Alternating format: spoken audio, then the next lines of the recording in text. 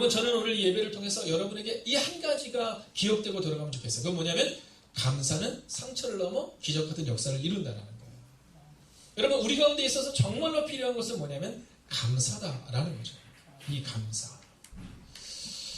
자, 오늘 9시 예배 때는 우리 아이들과 함께 나눴던 내용 중에 이 존재의 문제에 대해서 좀 나눴습니다. 자, 투두와 투비의 문제죠. 자, 우리가 무엇을 했느냐의 문제가 아니라 우리가 어떤 사람이냐라는 겁니다. 여러분, 우리가 어떤 사람이냐. 저에게는 자녀들이 둘이 있습니다. 자녀들이 둘이 있는데요. 첫째 아이는 태어났을 때 눈이 굉장히 크게 태어났어요. 그래서 저희 어머니 권사님이 그 아이를 딱 보자마자 이렇게 얘기해서 어머, 이티도 아니고 쟤는 눈이 왜 저러니? 이렇게 얘기했어도 눈이 정말로 컸었어요. 근데 둘째는요, 딱 태어나는데 눈을 안 떠요. 그래서 얘가 눈을 안 뜨나? 왜냐면 제 동생도 일주일간 눈을 안 떠가지고 막 걱정이 많은데 얘도 그래요. 근데 눈을 딱 떴는데요, 눈을 떴는지 가만지를 모르겠는 거예요. 첫째는 눈이 정말 이만해가지고 누가 봐도 눈이 예뻤는데, 둘째는 태어나자마자 눈은 떴는데 떴는지 가만지를 모르겠어요. 여러분, 그런데 과연 저에게 있어서 첫째는 너무 예쁘고 둘째는 덜 예뻤을까? 아니라는 거죠. 그냥 내 자녀니까 예뻤다라는 거예요. 뭐 그 아이가 뭘 했기 때문이 아니라 응애 우는데 우는 것만으로도 막 눈물이 나는 거예요. 여러분, 막 뒤집는데 그 뒤집는 것만으로 은혜가 된다는 거죠. 여러분, 우리 가운데 우리의 행동으로 감사할 수 있다? 우리 가운데 있는 상황으로 감사할 수 있다? 여러분, 감사할 수 없는 상황이 훨씬 더 많습니다. 저희 교회 등록한 지 한 2개월밖에 안 되셨지만 우리 권사님께서 등록하시면서 저한테 어떤 말씀하시냐면, 평생 건강에 대한 문제가 없으셨는데 어느 날 갑자기 건강에 대한 문제가 발생이 됐다는 거예요. 그러나 그 일로 인해서 지금 하나님의 은혜와 하나님의 감사를 경험하고 있다는 거예요. 여러분, 어떤 사람들은 건강 때문에 안 된다고 말하는데 그 건강에 문제가 생기므로 인해서 하나님께서 그 과정들을 통해서 하나님께 대한 감사와 내 삶 가운데 하나님이 어떻게 인도하시는지에 대한 감사가 회복됐다는 거예요. 여러분, 상황이 아닙니다. 우리의 행동이 아닙니다. 우리의 존재 자체가 감사하는 삶으로 나아갈 때 그때 우리는 그리스도인이라고 말할 수 있다라는 거죠.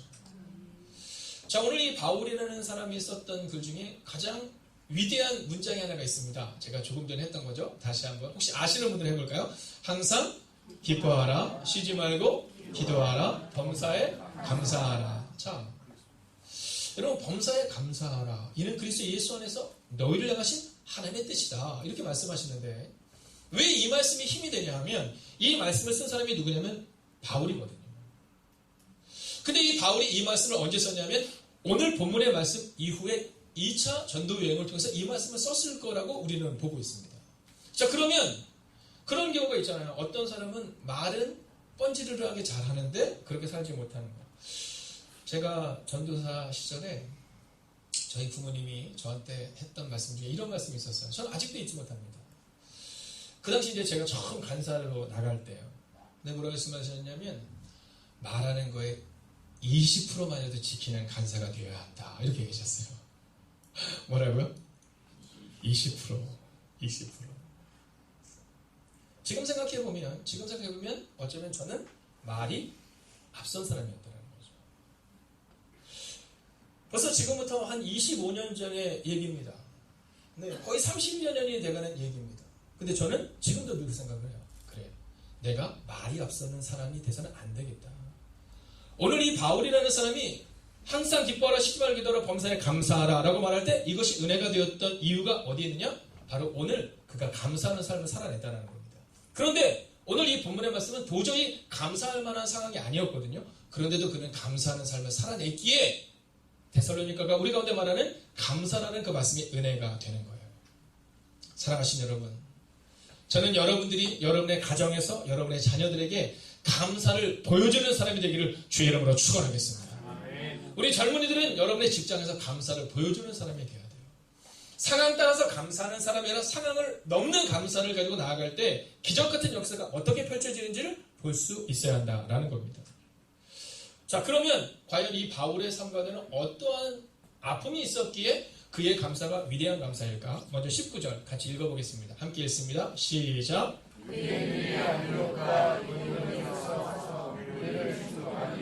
그들이 돌로 바울을 쳐서 죽은 줄 알고 세우로 끌어내시리라. 아멘. 자, 오늘 이 사건은 이런 사건입니다. 이제 교회에 오신 지 얼마 되지 않은 분들을 위해서 조금 더 자세히 설명하자면 이 바울이라는 사람은 지금으로 치면 목사 같은 사람이었습니다. 혹은 선교사님 같은 분이셨습니다. 근데 이 바울이 복음을 전하는데 이 지역이 어디냐면 루스드라라는 지역이에요. 그냥 연신내라고 생각하셔도 괜찮을 것 같습니다. 자, 이 루스드라라는 지역에서 복음을 전하는데 오늘 본문에 보면 안디옥과 이고니온에서 사람들이 와요. 근데 이 거리가 얼마나 먼 거리냐면 약 200km입니다. 200km. 그러니까 약 160km에서 220km 정도의 꼬불꼬불한 길을 따라와서 바울을 죽이는 거예요. 여러분, 참 우리가 이해하지 못하는 경우를 종종 경험할 때가 있습니다. 아니, 나한테 왜 그렇게 행동할까? 내가 뭘 그렇게 잘못했길래? 뭐 이런 경우가 있잖아요. 오늘 바울이 그런 겁니다. 바울이 복음을 전하는데 이 바울을 돌로 치려고 하는 사람들이 몇 킬로를 따라오냐? 200킬로를 따라온 겁니다. 200킬로면 어느 정도 되죠? 대전이 몇 킬로 정도 돼요? 100? 감사합니다. 네, 오늘 그걸 위해서 여기 오셨나요? 네. 170킬로. 여러분 생각해보세요. 대전을요, 걸어간다고 생각해보세요. 차를 타고 한참인데 그 170km를 걸어가는 겁니다. 여러분, 이 바울의 시대는 신발이 없었습니다. 아주 부자들만 신발이 있었지. 그래서 이 바울의 초상화를 보면 신발을 안 신고 있어요. 그러니까 맨발로 대부분 다니는 겁니다. 신어봐야 우리로 치면 쪼리 같은 신발을 신고 오는 건데 여러분 200km를 그 신발을 신고 따라온 거예요. 대전 170km보다 30km를 더 온 겁니다. 바울이 무슨 죄를 졌길래? 바울의 마음에 그 마음이 있거든요. 내가 주님을 위해서 살아가는데 왜 나한테 이런 일을 행동할까? 근데 그 사람들이 와서 사람들을 막 충동합니다. 네, 막 사람들에게 막 거짓된 이야기를 막 퍼치기 시작합니다. 그래서 사람들이 돌로 바울을 쳐 죽인 겁니다. 자, 한번 생각해 봅시다. 여러분, 우리가 복음을 전하다가 혹은 주님의 뜻대로 살아가다가 야, 너만 잘났어 이런 얘기 들을 때가 우리가 있을 수 있잖아요. 얼마 전에 한 공무원이셨던 분이 저한테 그런 얘기 하시더라고요. 공무원으로서 이렇게 사역을 하고 계시는데 같이 일하시는 분들 중에서 10원의 수당이라는 게 있다고 하더라고요. 6시에 퇴근을 하는데 6시 이후에 이제 있게 되면 요걸 좀 더 받게 된다는 겁니다. 자, 근데 간행적으로 그렇게 했기 때문에 그걸 잘 크게 느끼지 못했는데 어느 날 말씀을 듣는데 이것이 좀 거르기 아닌 것 같은 생각이 들더라는 거예요. 왜냐하면 퇴근한 다음에 동료한테 맡기는 거예요. 그러니까 동료가 그냥 찍어주는 거예요. 카드를. 그러면 3시간이 찍히면 그러면 1시간당 10,000원, 그러면 하루에 30,000원. 네, 한 달에 많게는 20만원에서 한 50만원까지도 차이가 난다는 거예요. 근데 이분이 뭐라고 말하냐면 근데 어느 날 말씀을 딱 듣고 나는데 이건 아니구나라는 마음이 들었다는 거예요. 왜 정직한 삶을 선택하기 시작했는데 여러분이 아는 것처럼 요즘에 그런 것도 계속 문제가 돼가고 있죠. 그것에 대해서 근심도 받고 징계도 받게 되는 일이 발생이 됩니다. 여러분, 오늘 우리 가운데 있어서 우리가 주님의 뜻대로 살아간다는 것, 주님의 뜻대로 살아가다가 문제가 우리 앞에 왔을 때 여러분 어떻게 해야 되는 거예요? 근데 그분이 그런 얘기를 하는 거예요. 처음에 이건 아닌 것 같다 얘기했을 때 주변 동료들이 다 그랬다는 거야. 야, 너만 교회 다니냐? 나도 교회 다녀. 부장님이 그러시대요. 야, 나도 교인이야. 근데 이번 얼마 전 그 일로 인해서 그 구청에 문제가 발생된 다음 그 부장님이 그러시대요. 야, 네가 옳았는데 우리가 그때 네 말대로 했어야 했는데. 근데 그 자매가 그때 아니요, 제가 한 게 아니라 우리 목사님이 그렇게 하라고 말씀하셨었어요 라고 얘기했다는 거예요. 여러분, 오늘 우리 가운데 있어서 우리는 종종 어려움을 겪을 때가 있습니다. 하나님의 뜻대로. 근데 그때 우리는요, 자꾸만 상황을 보여요. 그래서 화가 나고 왜 나한테 이런 일이 일어날까? 이런 마음이 들 때가 있습니다. 그러나 오늘 바울은 어떻게 했는지 한번 보십시오. 바울이 억울하게 돌에 맞아 죽었는데 20절 같이 한번 읽어볼까요? 읽습니다. 시작. 제자들이 들었을 때 바울이 일어나 그 성에 들어갔다가 이튿날 바나바와 함께 고향으로 갔어. 자, 죽은 줄 알았는데 보니까 살아있는 거예요. 여러분, 그런 경우가 있다고 하더라고요. 이 돌에 맞아 죽는다라는 거, 이 고통 속에 있게 되면 순간적으로 이 모든 것이 이렇게 멈춰버리는 순간이 온다는 거죠. 이 바울이 그렇듯합니다. 그래서 아마 맥을 잡았겠죠. 그랬더니 이 바울의 맥이 끊어진 거예요. 죽은 거예요. 그래서 밖에 던진 겁니다. 자, 제자들이 둘러섰다라는 것은 뭐냐면 죽어있는 바울을 애도하고 있는 그 광경입니다. 근데 그때 바울이 일어나요. 여러분, 이 장면을 하나님이 어떻게 살리셨다? 저는 이 얘기를 하려고 하는 것이 아닙니다. 자, 바울이 일어난 다음 그의 행동입니다. 자, 그 성에 들어갔다가 이튿날 바나바와 함께 어디로 가냐면 더베라는 곳으로 갑니다. 왜냐하면 루스드라에서 돌을 맞았는데 지금 루스드라에는요, 이 사람들이 그 분노와 그 광기 가운데 있는 사람들을 보면서 오늘 이 바울과 바나바가 어디 가냐면 더베라는 곳으로 가는 겁니다. 근데 가서 뭐 하는지 아세요? 21절 한번 읽어볼까? 있습니다. 시작.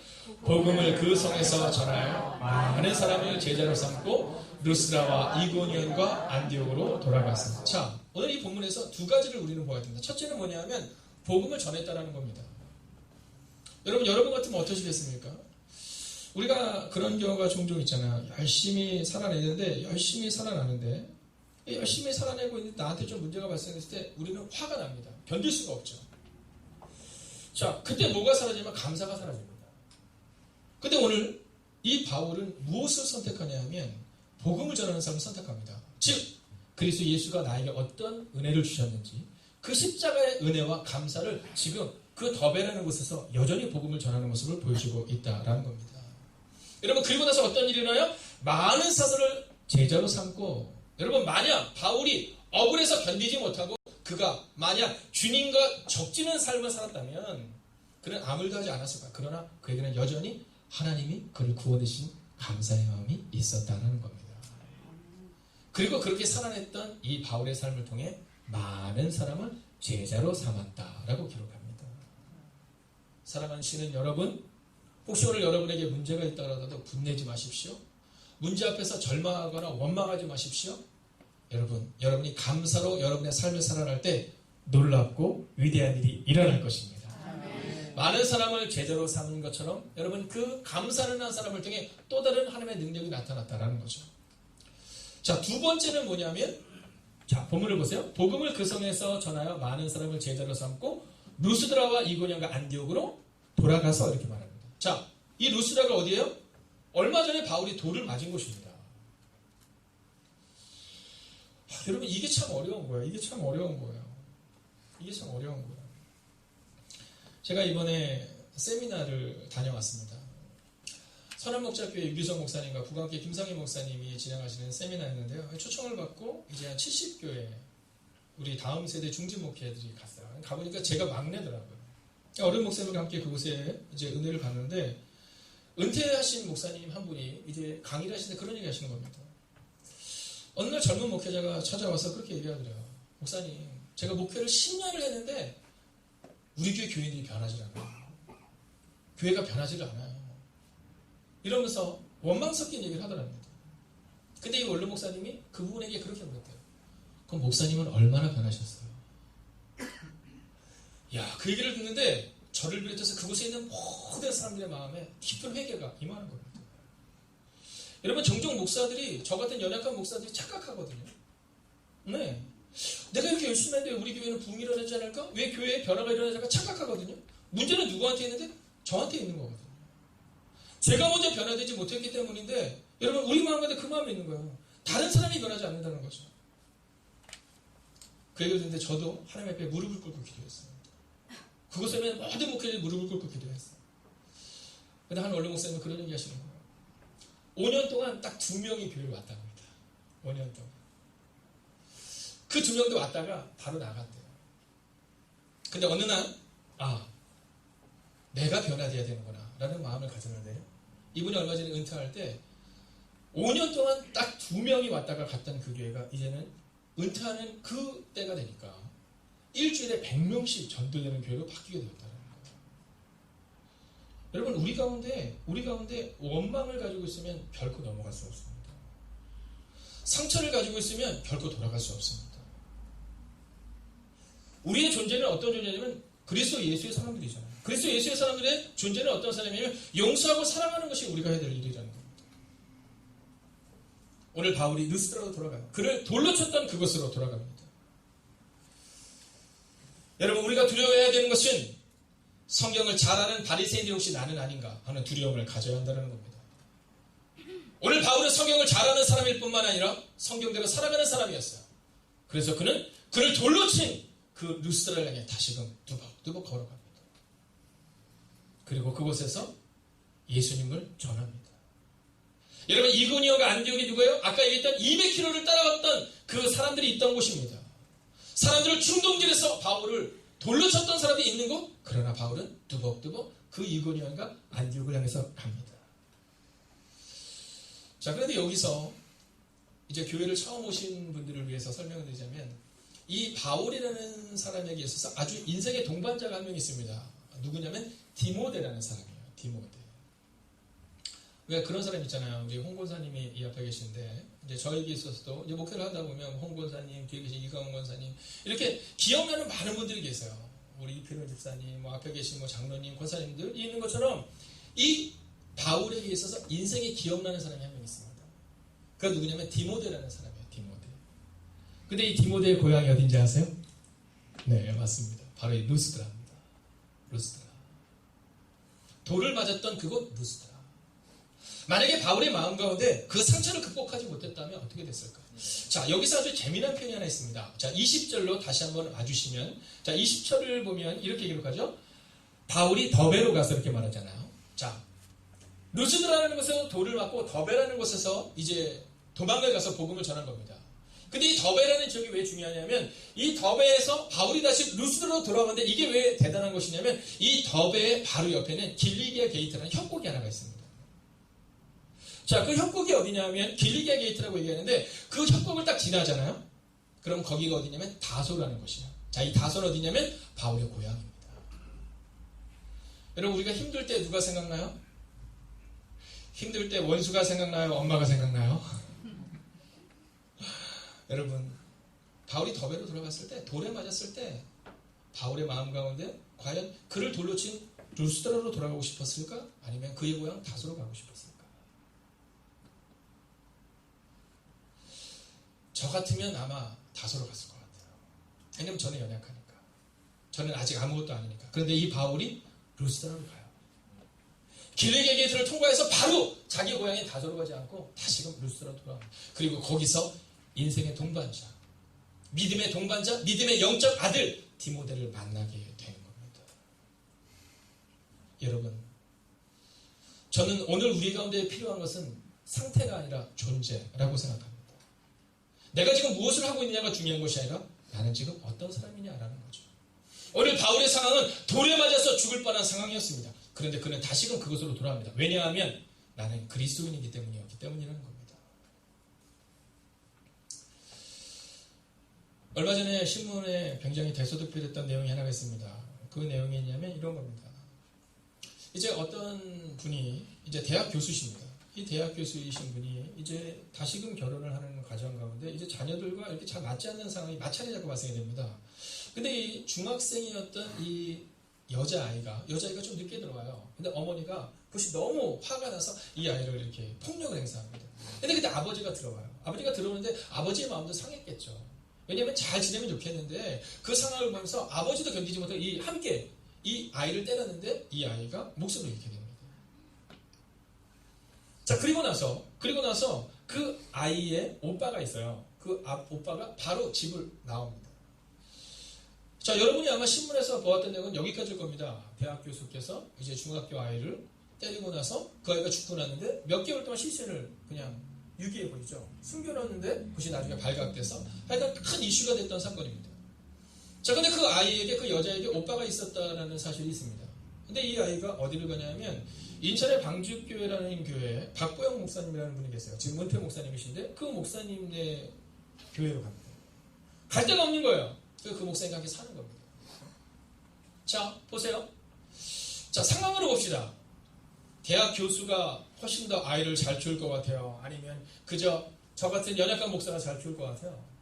여러분, 위치로 보자면 어쩌면 그래도 대학 교수고 그래도 가진 것이 많은 사람이 좋은 아버지라고 생각할 수 있습니다. 그러나 정말 중요한 것은 상태입니다. 그는 아버지로서의 상태가 아니었던 거죠. 여러분, 자녀를 매로 다스리는 것을 넘어서서 폭력으로 인해서 아이가 죽었는데 그것을 숨길 정도의 그 상태의 아버지. 여러분, 좋은 아버지라는 것은, 좋은 그리스도라는 것은 위치가 아니에요.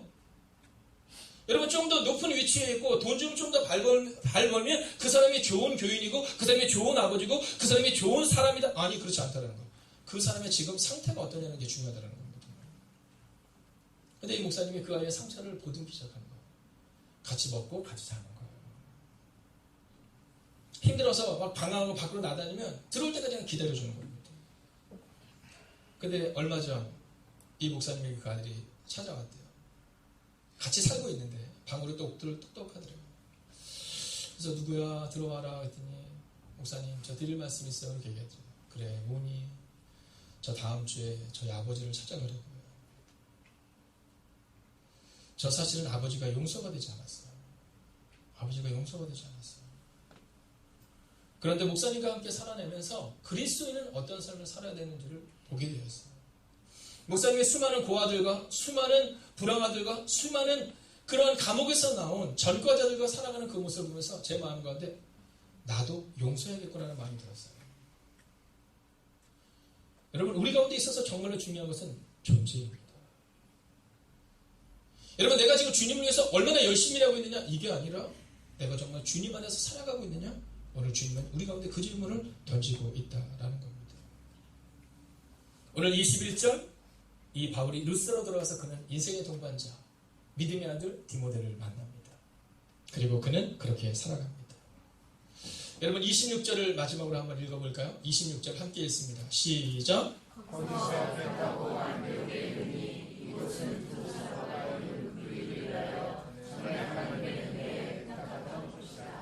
아멘. 여러분 바울은 상처 앞에서 다소로 도망가지 않습니다. 바울은 그를 돌로 쳤던 루스드라로 돌아옵니다. 그리고 그곳에서 자기의 사역을 계속해서 이루어낼 인생의 동반자 영적 아들 디모데를 만납니다. 그리고 그 디모데와 함께 오늘 이 안디옥으로 돌아갑니다. 근데 이 안디옥을 성경은 뭐라고 말하냐면 하나님의 은혜에 부탁하던 곳이라 이렇게 말해요. 여러분 오늘 믿음으로 선포합니다. 저는 우리의 교회가 우리가 절망 가운데 있을 때 우리가 눈물 가운데 있을 때 우리를 향해 기도할 수 있는 그 사람들이 있는 믿음의 교회가 되기를 소원합니다. 저는 여러분의 가정에서 여러분들이 바로 누군가가 절망 가운데 있을 때 다시금 돌아올 수 있는 그 은혜가 있는 곳이면 좋겠어요. 여러분 상처를 가지고 그 상처 때문에 상처를 더 크게 만드는 그 바울이 아니라 상처를 넘어 감사로 나아갔던 이 바울이었기에 그에게는 기적 같은 역사가 일어난 겁니다. 그리고 27절과 28절을 이렇게 말합니다. 함께 읽고 마칩니다. 함께 읽을까요? 시작. 그들이 이르러 교회를 모아 하나님이 함께 하신 모든 일과 이방인들에게 믿음의 문을 여신 것을 보고하고 제자들과 함께 오래 있으니라. 아멘. 오늘 본문에는 짧게 나와 있어요. 제자들과 함께 오래 있으니라? 아니요.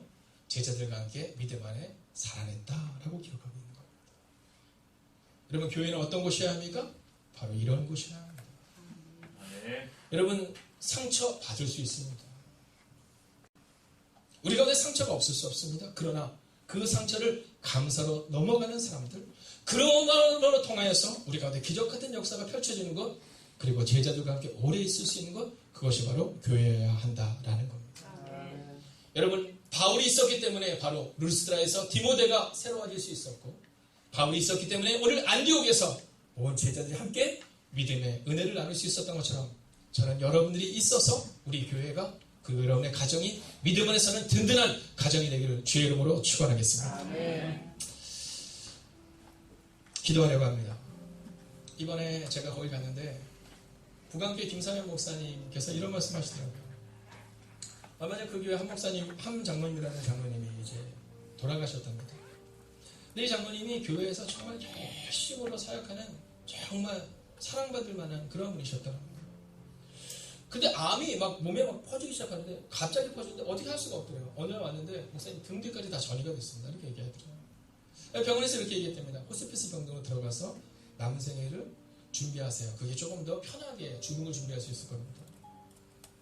근데 어느 날 이 목사님께 이 장로님이 찾아왔대요. 목사님, 저 그냥 교회에 있겠습니다. 저 그냥 교회에 있겠습니다. 이곳에서 새로운 생명을 얻었으니 제가 이곳에서 함께 예배하다가 주님 앞으로 가겠습니다. 그리고는 얼마 전 마지막 예배를 드리고 그리고 댁으로 돌아가셔서 하나님의 부르심을 받았다는 거예요. 근데 그 장로님이 이렇게 얘기했어요. 목사님, 천국에서 곧 봬요. 먼저 가 있을게요.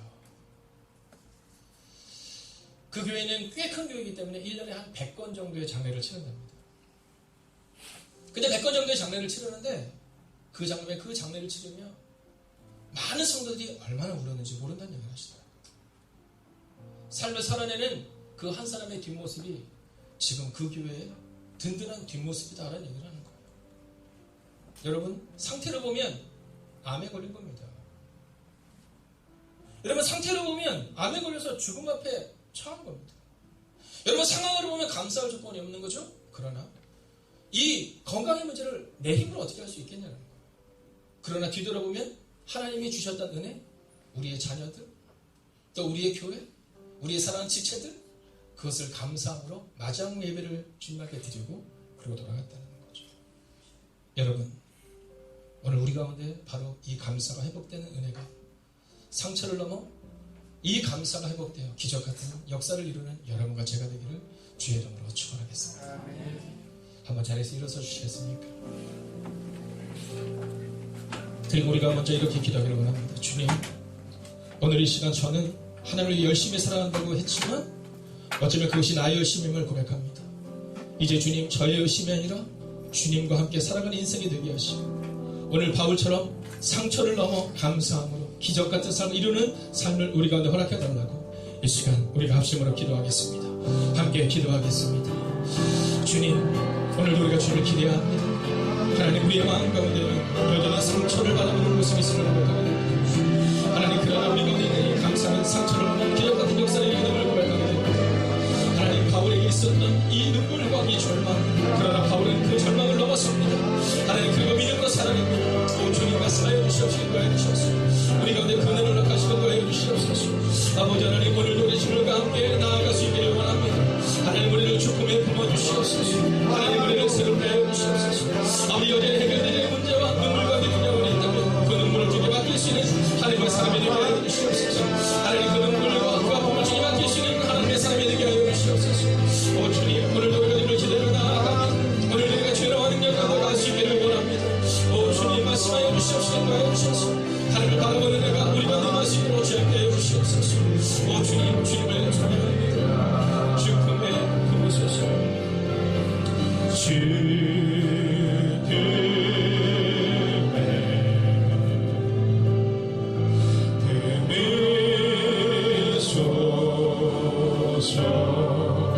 능력의 발로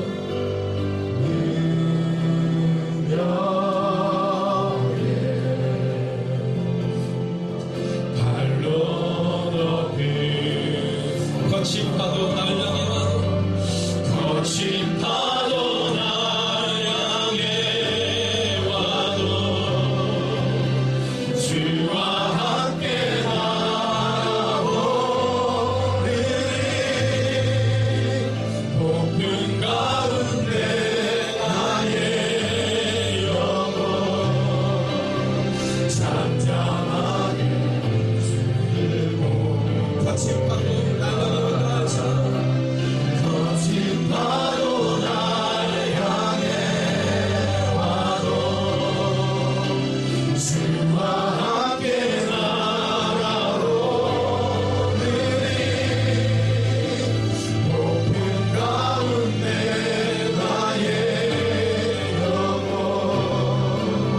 잠잠하게 들고. 여러분, 시간 다시 한번 우리가 마지막으로 기도할 때 주님, 거친 파도가 우리를 향해 올 때 우리는 넘어집니다. 우리는 그 상처 때문에 자빠지고 낙마하고 다시 일어서지 못합니다. 그러나 하나님의 사람은 그 아픔을 넘었습니다.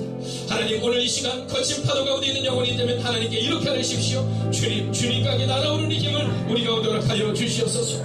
폭풍 가운데서도 나의 영혼이 잠잠히 주님을 바라보는 은혜가 우리 가운데 임하게 하여 주시옵소서. 이 시간 다시 한번 주님을 바라보며 우리가 주님을 기대하며 나아갑니다. 오 주님, 말씀하여 주시옵소서.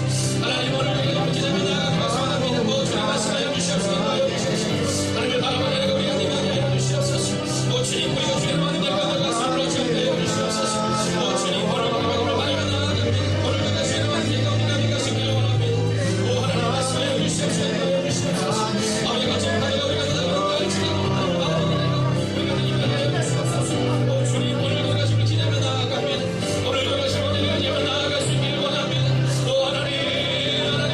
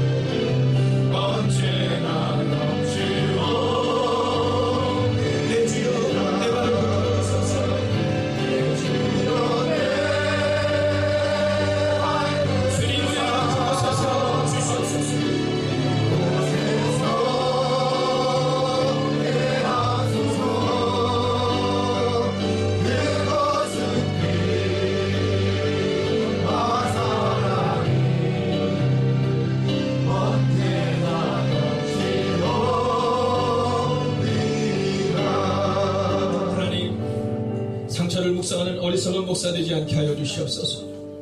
하나님, 상처를 넘어 감사로 기적같은 삶을 만드는, 기적같은 교회를 만드는 사랑하는 장로님, 권사님, 집사님, 그리고 우리 사랑하는 성도님들이 되게 하여 주시옵소서. 하나님, 여전히 우리의 삶에는 상처가 발생될 것입니다. 우리의 직장에서, 우리의 가정에서, 우리의 자녀들의 문제 가운데 우리는 거하게 될 것입니다.